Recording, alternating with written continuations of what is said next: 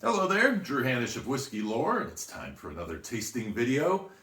And today I'm going to start a three-part series based on Bruichladdich three different types of barley that they use. They've got three expressions that use three different types of barley from three different areas. Or I should say three areas that their barley comes from, because they do use multiple farms in some cases. And I'm not going to put all these episodes back to back. I'm going to space them out a little bit to keep you guys kind of tuned in, seeing what's going on, and to build some anticipation for it. But we're going to start today with the Bere Barley, and I'm going to give you a little background on that. The first thing I'm going to do is I'm going to show you this little map of Scotland here and talk about where the barley comes from for this particular whiskey. It comes from the Orkney Islands up there, which is where, if you're familiar with Highland Park or Scapa, those two whiskeys come from the Orkney Islands. And Islay, oops, yeah, I'm looking in the camera, it's backwards. Down here is Islay, so you can see the distance between those. And then they also get, so the Islay barley gets its grain from here, and around this area, the Black Isles area around Inverness, is where the barley comes from for the organic. So, and Islay is a very interesting place because we're used to hearing the word Islay and then people say smoky whiskey, because peat is a fuel source. And all of Scotland made whiskey using peat for a long time because it was the most readily available source of fuel for smoking their barley. And so over time, Speyside kind of got away from it. The Highlands got away from it.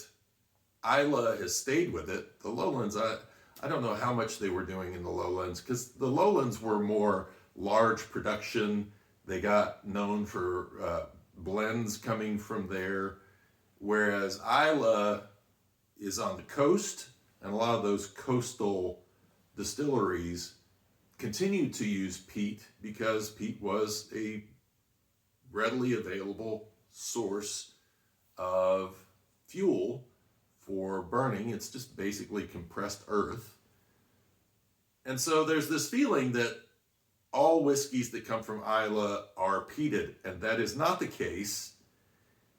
And this is what's fun about what Bruichladdich is doing here.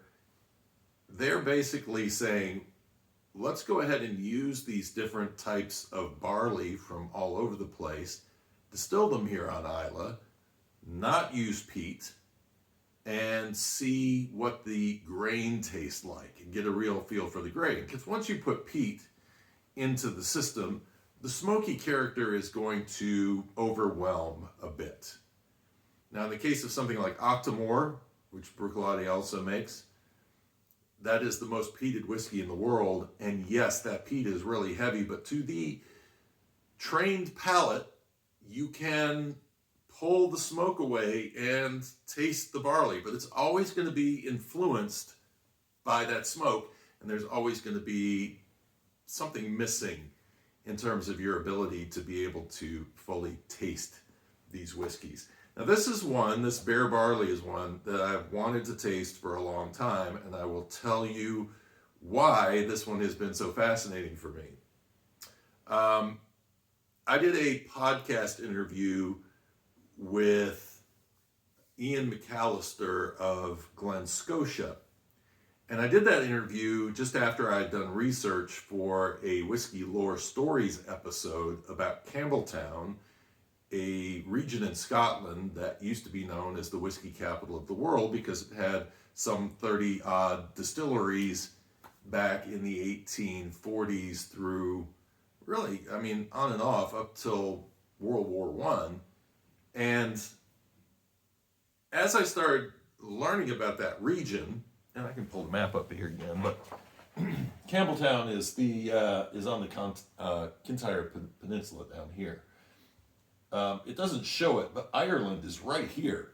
Ireland's only like 20, 30 miles away from Campbelltown. You can see the Giant's Causeway on a clear day when you are down, whether you're on Islay at, you couldn't do it from Bruichladdich because of the way it's situated on the loch there, but I don't think. But from Lefroy you can. And so this is a, it just kind of gives you an idea of location here, but you know, that's where distilling is said to have come from, is up through the Kintyre Peninsula. And so Campbelltown has this rich history, and as I was researching, I'm going back to the origins of Scotch, and as I'm reading, they kept talking about Bere, that the local farmers in Campbelltown were growing Bere. And I'm like, what the heck is Bere? I have no idea. And so I learned that it was a smaller grain of barley. And when I talked to Iain McAllister, he said, well, it's very difficult to distill with. And so they hadn't really gone about distilling with it, but Bruichladdich was distilling with it. And yes, they are. Although, after I did the reading on Bruichladdich, I was like, oh, it'd be interesting to taste like Islay-based or Campbelltown-based Bere rather than Orkney, because Orkney is going to have its own character, and this is where we get into terroir, that, you know, the character down in Campbelltown may be completely different from that.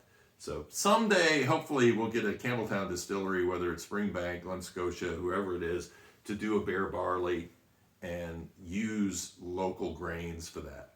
This is the next best thing. Gonna go in and do a nosing and tasting. And by the way, if you enjoy these videos, please make sure to like and subscribe.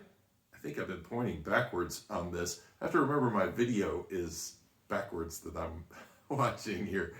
But like and subscribe, more videos on the way, and you won't miss the upcoming ones that I do on the other two whiskeys that Bruichladdich has that use the different types of barley, one being the organic 2010, and then the other one being Islay Barley, which we will do that coming up. Now this is an 8-year whiskey. Man, it is peach heavy. There's lemon. You get the smell of the grain. Sometimes I associate lemon with that grain smell. And I did have an opportunity to talk to Allan Logan, production manager at Bruichladdich. Did a podcast episode with him too on Whiskey Lore, the interviews. And so we talk a little bit about Bere Barley and its uses. Now this is the 2010 version, and again, 100% Orkney grain on this. I think of Orkney, I think of those islands sitting out there kind of all by themselves north of the mainland of Scotland. And I would expect maybe some sea character to this as well. Not really pulling much though, not if any at all. It's really more that peach and the dominance of the grain in it. Non-chill filtered, that's the color an 8-year-old whiskey should be. Yes. Cheers.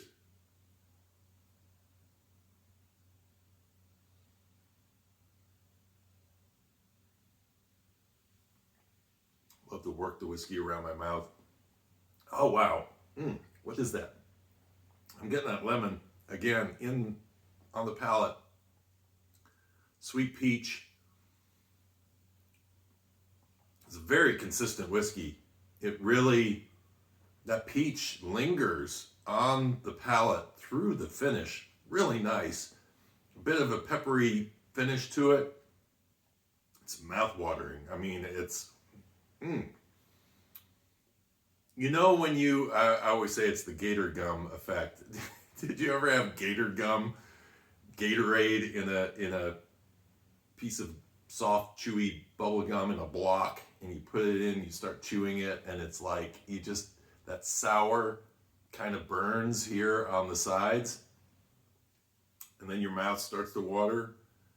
Well, I'm not getting the burn on the sides, and it's not really sour. I'm not a big fan of sour, so I would complain if I was getting something that was disappointing to me. But it's more of, it just kind of gets your salivation rolling there, and it's really nice. I mean, yeah, and then a little bit more of that pepperiness comes through actually on the nose afterwards. There's a little hint of the cask, but not a whole lot. Not a whole lot. Just a nice gentle nose on it, and like I say, peach. Stone fruit's little caramel. There's a note there. Oh, that's like an espresso note that all of a sudden popped in there. Interesting. On my initial tasting on this, the peach just overwhelmed me. But as I've tasted it more, and I was drinking something else before that, so it may have gotten in the way. But there's a lot more going on here. The lemon kind of lays on the finish as well. The pepper goes away. Well, sort of. I mean, you kind of get a breath of pepper out of it, but yeah, very consistent whiskey, I think, this from front to back.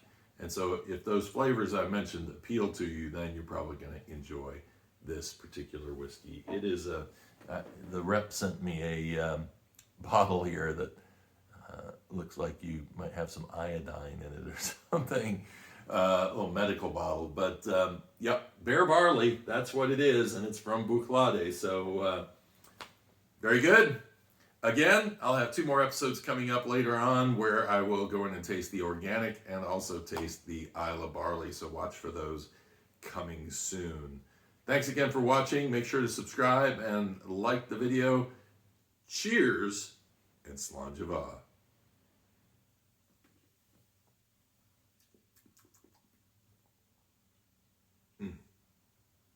Yeah, that's good.